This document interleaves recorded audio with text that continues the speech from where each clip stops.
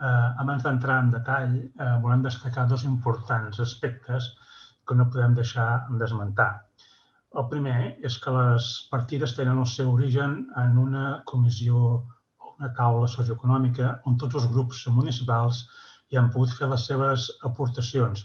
Aquesta és una condició necessària, encara que no suficient, òbviament, per acostar posicions sobre allò que cada grup entén que el poble i la ciutadania necessiten. Les taules de diàleg són el millor àmbit, potser l'únic, que permet explicar-nos entre tots com veiem allò que al poble li convé o ens demana. És el primer pas per possibilitar participacions, col·laboracions i, finalment, possibles consensos. L'equip de govern sap perfectament que nosaltres sempre ens oferim i apostem per acords en aquells grans temes de municipi que ens permetin defensar conjuntament davant d'altres administracions, governi qui governi, un posicionament el més compartit possible. Aquesta reclamació no sempre ha estat atesa per l'equip de govern.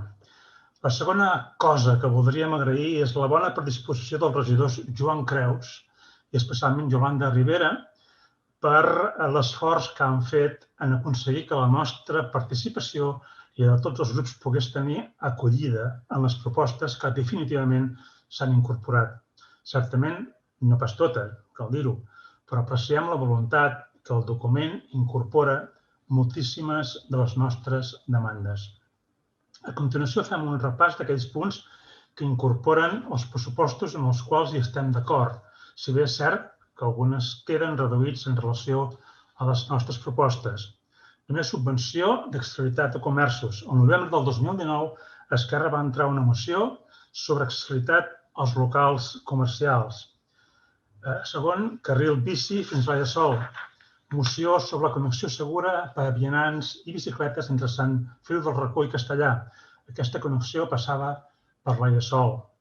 Us estic fent un esment d'aquelles propostes que hem aportat a la taula socioeconòmica i que ja de feia molt temps portàvem reivindicant a través de diverses fórmules, a través de mocions, a través de pactes que havíem tingut, i per tant no són propostes que hagin sorgit de no res, sinó que ja portàvem molt i molt temps reclamant i intentant posar-les sobre la taula. El tercer és la restauració de la Torre del Pont. Acord, aquesta també la portàvem lògicament a les mesures socioeconòmiques d'aquesta taula, però també és un acord que vam obtenir el 2017 amb l'extensió dels pressupostos de Castellà. En l'apartat 5, en aquell acord, en aquell pacte que es va fer, en el 5 és l'apartat Ripoll i en el punt 5.3 ja es parlava de la rehabilitació de la Torre del Pont, que nosaltres defensàvem i continuem defensant. El punt 4, eficiència energètica, equipaments. Hem presentat moltíssimes mocions sobre aquest tema, mocions sobre impuls al consum d'energies renovables del juliol del 2016 i del febrer del 2017. Moció sobre energia sostenible, socialment responsable de l'abril del 2016. Acord per l'extensió del grup municipal d'Esquerra als pressupostos del 2017. L'apartat 2, Economia segle XXI, els punts 2.1, 2.2 i 2.3 ens parla d'incrementar recursos destinats a l'eficiència energètica, inversions en energies renovables i lluita contra el canvi climàtic. Fins i tot anem una mica més enllà del nostre document de mesures socioeconòmiques quan parlem en el punt 8 bonificar la rehabilitació energètica. El 5 és retirada de fibrociment, instal·lació plaques solars a l'espai Tolrà. Moció, identificació i retirada del fibrociment a Castellà i adhesió a la campanya Amiant Zero a Europa de juliol del 2019. En aquest apartat podem fer servir les mocions relacionades amb el punt anterior i també els acords per l'extensió del 2017. Estiu enriquit. El nostre document, mesures socioeconòmiques, conté en l'apartat qualitat de vida i els punts 7, confeccionar propostes d'estiu cultural i d'esport actiu i 9, ampliar el programa d'estiu enriquit. Referències clares sobre aquest tema. El 7, ajuts a famílies per l'esport. El nostre document també conté un apartat qualitat de vida al punt 8 relatiu a crear una línia de subvencions a famílies per a activitats esportives per a la població entre 6 i 17 anys. Potenciar plataforma comerç local i formacions comerciants. Només per esmentar les mocions més recents, moció suport al comerç local presentada al desembre del 2020 i moció a la promoció del comerç electrònic del juny del 2020. El nostre document, Mesures socioeconòmiques, concreta molt més les accions a fer en relació al comerç local amb els punts 12, programa de suport al comerç local de proximitat, 14, impulsar un pla d'impuls comercial, 15, crear una bossa de gestió de locals comercials tancats, 16, oferir al comerç de la vila facilitats, 17, impulsar una plataforma de comerç electrònic, 18, programar actes culturals d'oci els dissabtes i 19, potenciar l'associació comerciants. El nou és campanya compra comerç a través de bons. Aquesta no és una proposta formulada per nosaltres, però sobre la qual hi estem plenament d'acord. De fet, el grup municipal d'Esquerra va realitzar entre els mesos de maig i desembre del 2020 una campanya a favor del comerç local amb bosses d'obsequi i bons de regal amb un import total de quasi 10.000 euros. Aquests diners eren una aportació de la retribució personal que cobrem els regidors d'Esquerra. Val a dir que les bosses eren dissenyades i confeccionades totalment en castellà i que es va utilitzar roba i estampats totalment reciclables. El 10 és l'ordenació de l'espai natural. Encara que aquest import, que són aquests 100.000 euros, no és objecte d'aquesta modificació de crèdit, sí que queda pendent per futurs pressupostos. De fet, el nostre document Mesures socioeconòmiques va molt més enllà de la proposta anunciada aquí. El punt 7 parla d'un pla director de bici de muntanya. El punt 13 fa referència a redactar, informar i estimular el senderisme de proximitat i el punt 11 d'empenta i economia plural ens diu de formular un pla de currutes en col·laboració amb el Centre d'Estudis Castellarencs. Substitució flota municipal. En el nostre document ho especifiquem en el punt 10, incrementar els vehicles elèctrics a les flotes municipals. Subvencions al lloguer. El nostre document, en el punt 9, ajuts estables al pagament de lloguer, esmenta clarament aquest punt. El 13, joves, gent gran, persones amb diversitat funcional. Aquest enunciat, compost de diferents apartats, també té correspondència amb el nostre document de mesures socioeconòmiques. Punt 3, redactar un pla per a gent gran. 4, detecció i atenció a persones grans. 5, programa específic per a joves adolescents. 6, pla integral d'atenció a domicili i de salut mental. 10, programa de lleure d'oci juvenil alternatiu. I 11, obertura del casal de joves. El 14, incrementa recursos econòmics per a les entitats del poble en l'àmbit cultural, social, educatiu i esportiu. Celebrem que hagi estat atesa aquest punt, que és el nostre punt 1 en qualitat de vida, en l'apartat qualitat de vida. Deia, potenciar amb un increment notable de recursos totes les activitats culturals, socials, educatives i esportives. Cal impulsar tots aquests sectors, tot i donant especial preferència a totes aquelles propostes que continguin elements de proximitat en aspectes com la creativitat, la presentació, la representació i la participació.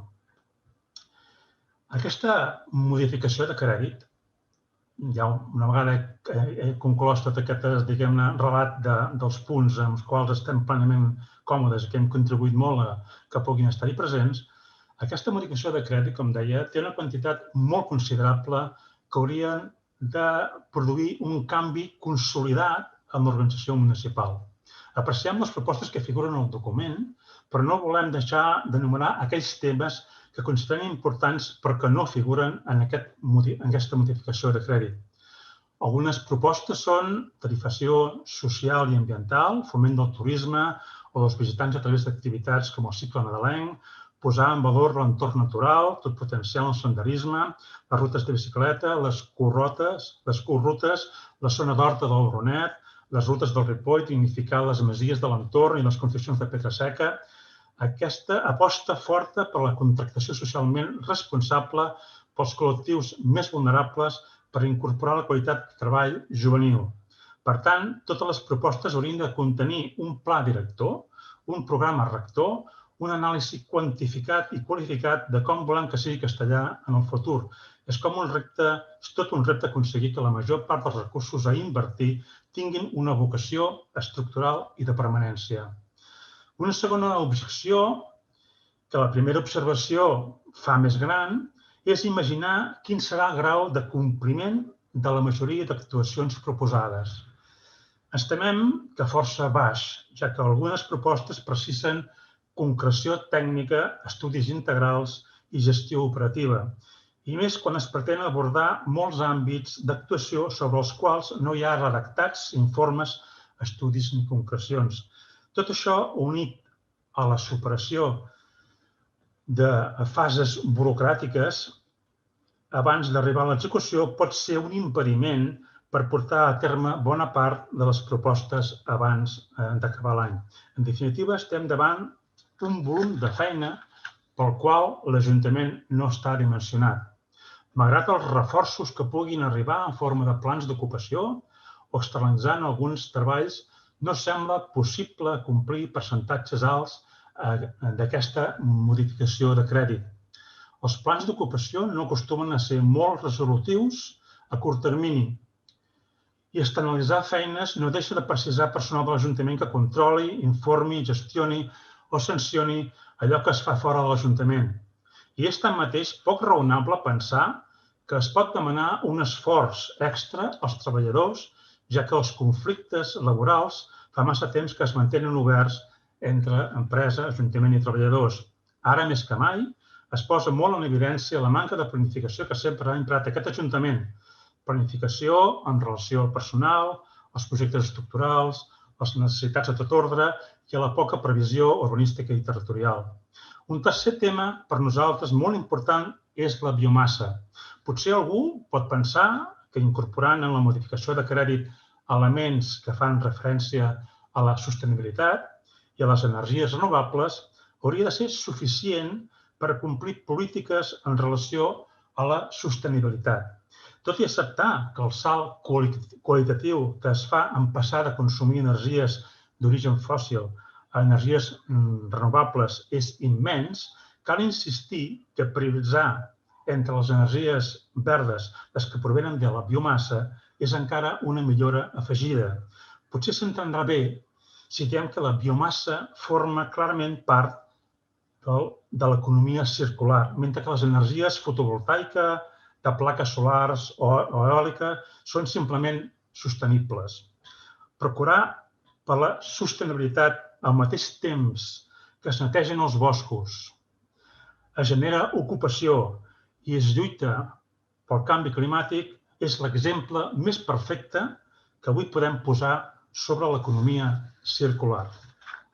Finalment, fent un balanç en tot allò que tenen de bo les inversions proposades, de tot allò que ens genera dubtes i preocupació i de tot allò que hi manca, hem de prendre una decisió sobre el sentit del nostre vot.